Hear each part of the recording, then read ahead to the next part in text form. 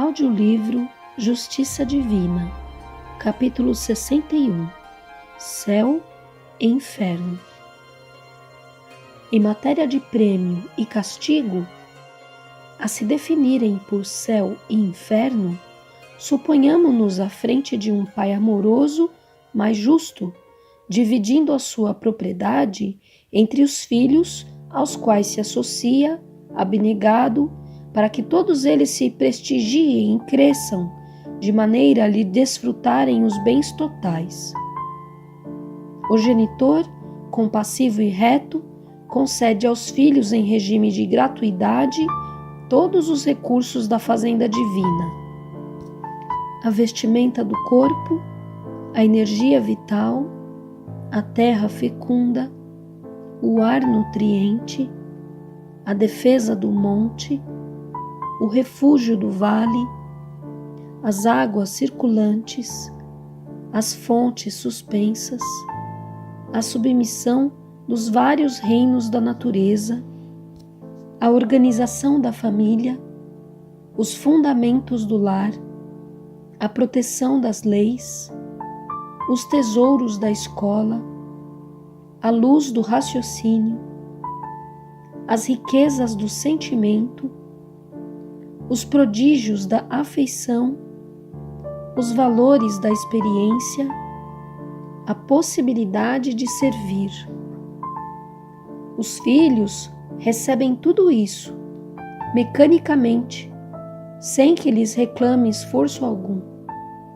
E o pai apenas lhes pede para que se aprimorem, pelo dever nobremente cumprido, e se consagrem ao bem de todos, através do trabalho que lhes valorizará o tempo e a vida.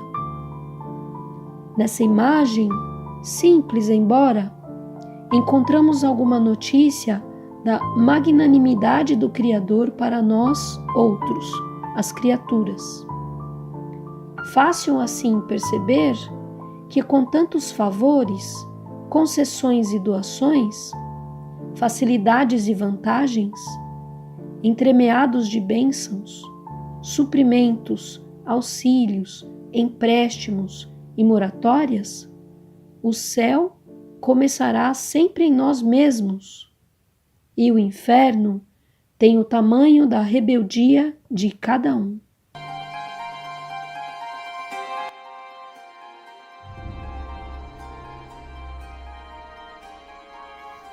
Audiolivro Justiça Divina, capítulo 62. Espíritas diante da morte. Toda religião procura confortar os homens ante a esfinge da morte. A doutrina espírita não apenas consola, mas também alumia o raciocínio dos que indagam e choram na grande separação. Toda religião admite a sobrevivência. A doutrina espírita não apenas patenteia a imortalidade da vida, mas também demonstra o continuismo da evolução do ser em esferas diferentes da Terra. Toda religião afirma que o mal será punido, para lá do sepulcro. A doutrina espírita não apenas informa que todo delito exige resgate, mas também destaca que o inferno é o remorso da consciência culpada, cujo sofrimento cessa com a necessária e justa reparação. Toda religião ensina que a alma será expurgada de todo erro em regiões inferiores.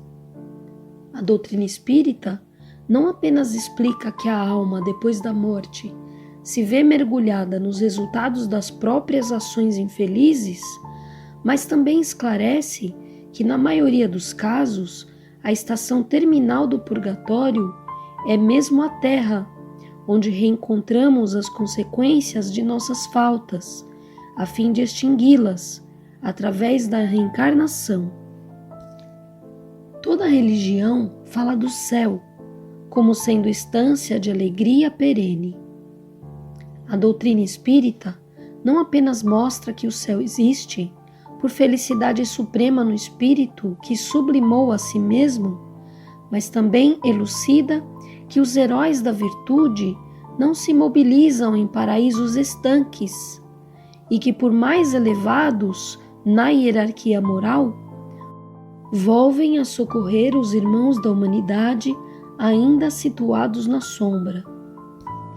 Toda religião encarece o amparo da providência divina às almas necessitadas. A doutrina espírita não apenas confirma que o amor infinito de Deus abraça todas as criaturas, mas também adverte que todos receberemos individualmente, aqui ou além, de acordo com as nossas próprias obras. Os espíritas, pois, realmente não podem temer a morte que lhes sobrevém na pauta dos desígnios superiores. Para todos eles, a desencarnação em atendimento às ordenações da vida maior é o termo de mais um dia de trabalho santificante para que se ponham de novo a caminho do alvorecer.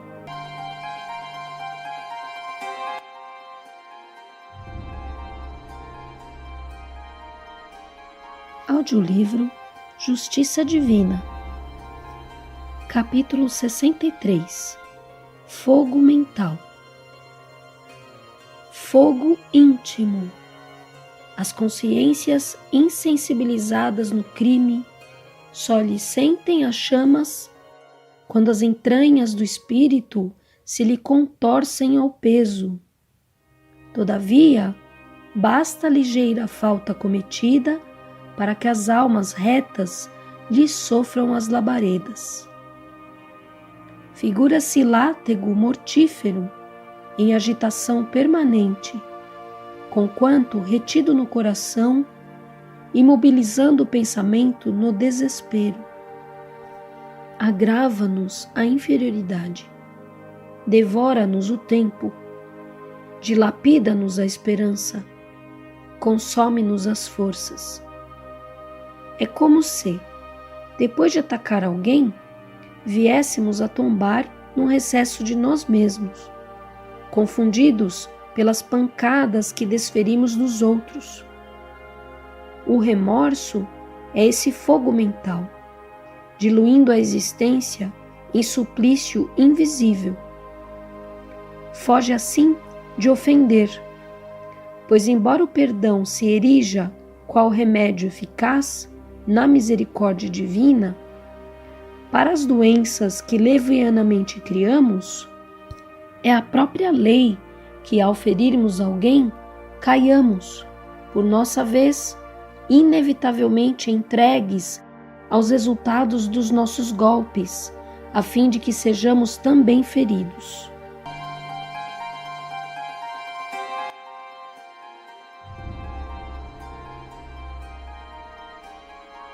Audiolivro Justiça Divina, capítulo 64. Jornada acima. Ergue a flama da fé na imortalidade e caminha. Os que desertaram da confiança gritar-te-ão impropérios, entrincheirados na irresponsabilidade que lhes serve de esconderijo. Demagogos do desânimo dirão, apressados, que o mundo nunca se desvencilhará da lei de Caim, que os tigres da inteligência continuarão devorando os cordeiros do trabalho, que a mentira, na história, prosseguirá entronizando criminosos na galeria dos mártires, que a perfídia se anteporá indefinidamente à virtude, que a mocidade é carne para canhões e prostíbulos, que as mães amamentam para o sepulcro, que as religiões são fábulas piedosas para consumo de analfabetos, que as tenazes da guerra te constringirão a cabeça, sufocando-te a voz no silêncio do horror.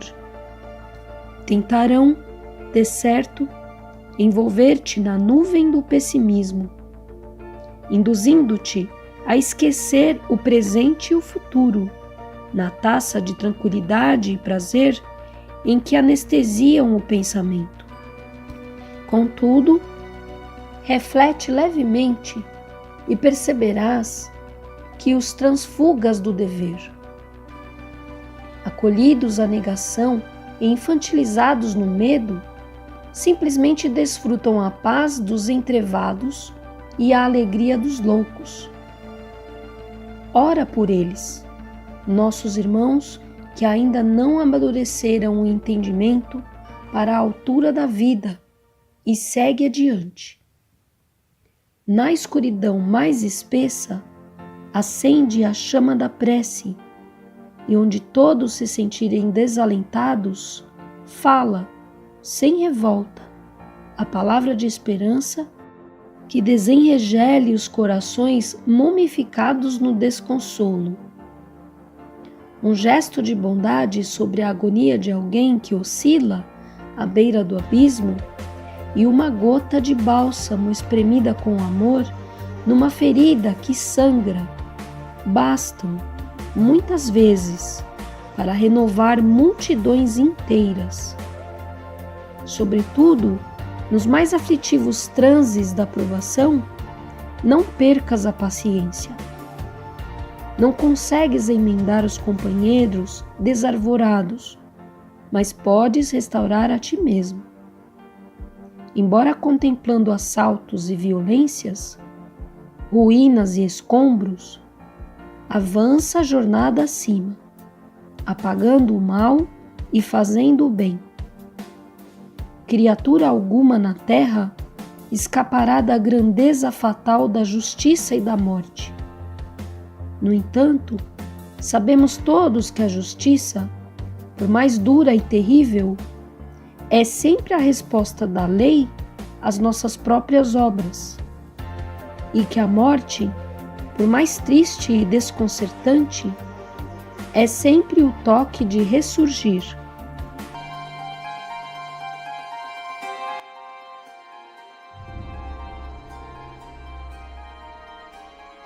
Audiolivro Justiça Divina, capítulo 65. Diante do amanhã. Compreendamos, sim, todos os teus cuidados no mundo, assegurando a tua tranquilidade. Organizas com esmero a casa em que vives. Proteges as vantagens imediatas da parentela. Preservas apaixonadamente a segurança dos filhos. Atendes com extremado carinho ao teu grupo social. Valorizas o que possuis. Arranjas habilmente o leito calmo. Selecionas, com fino gosto, os pratos do dia. Defendes como podes a melhoria das tuas rendas. Aspiras a conquistar salário mais amplo. Garantes o teu direito à frente dos tribunais. Vasculhas avidamente o noticiário do que vai pelo mundo. Sabes procurar, com pontualidade e respeito, os serviços do médico e os préstimos do dentista. Marcas horário para o cabeleireiro. Escolhes com devoção o filme que mais te agrada.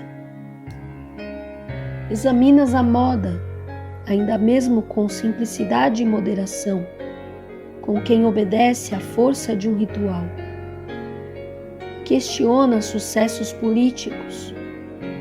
Discutes veemente os serviços públicos.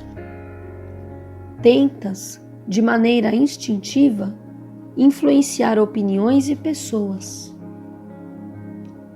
Desvelas-te em atrair a simpatia dos companheiros.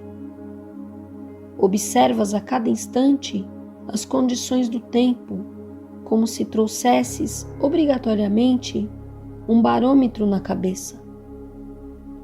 Tudo isso, meu irmão da terra, é compreensível. Tudo isso é preocupação natural da existência. No entanto, não conseguimos explicar o teu desvairado apego às ilusões de superfície. Nem entendemos por que não dedicas alguns minutos de cada dia, de cada semana ou de cada mês a refletir na transitoriedade dos recursos humanos, reconhecendo que nada levarás materialmente do plano físico, tanto quanto, afora os bens do espírito, nada trouxeste ao pousar nele. Ainda assim, não te convidamos à ideia obcecante da morte, porquanto a morte é sempre a vida noutra face. Desejamos tão somente destacar que nessa ou naquela convicção ninguém fugirá do porvir. Disse o Cristo: andai enquanto tendes luz. Isso quer dizer que é preciso aproveitar a luz do mundo para fazer luz em nós.